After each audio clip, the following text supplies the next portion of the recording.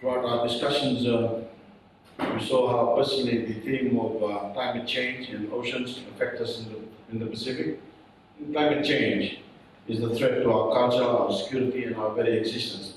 And that creates a stark reality in for individuals and communities. Today, we are able to harness our well-founded concern and passion for these issues and hold meaningful talks on some of the most pressing challenges we face.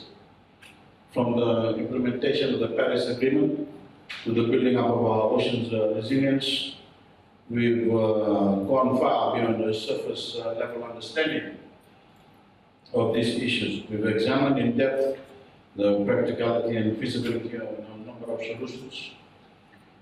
Solutions that can change the lives of every man, woman, and child who calls the Pacific home. And this has been a day marked by progress, mutual understanding, and commitment, and I was proud to be a part of it. Thank you to our facilitators for helping lead the sessions and keeping our talks focused. And our productive discussions and promising outcomes are owed in no small part to your leadership throughout the pre-summit.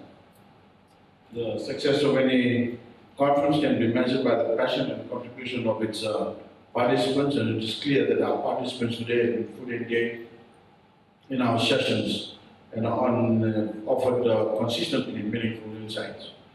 Whether you are here from government, civil society, or the private sector, thank you again for being here. Your voices, your knowledge, and your expertise form the backbone of our campaign to let the world to our parallels, as we go from Honiara to Marrakesh for the next conference of the parties, meeting on climate change, and from Honiara to Delhi for the global conference on oceans and seas. It is clear that we still have a lot of work to do to ensure that the international community takes heed of our issues and interests for the benefit of our future generations.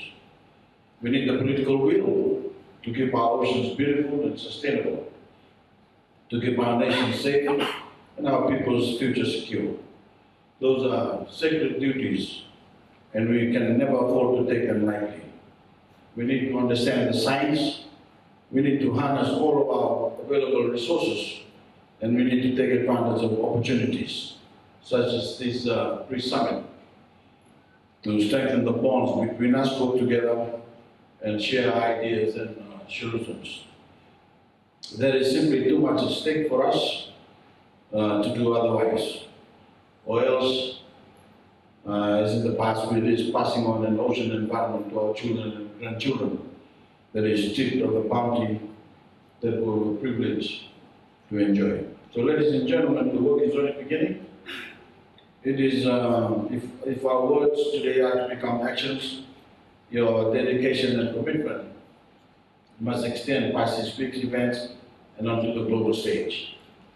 We all need to work in solidarity and speak with one voice.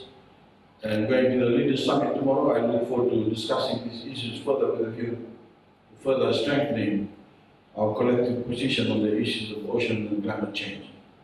Lastly, I wish to take this time to thank Honorable Prime Minister Songali, the incoming chair of the PIDF, for his personal commitment and his government's efforts in putting together this successful pre-summit event.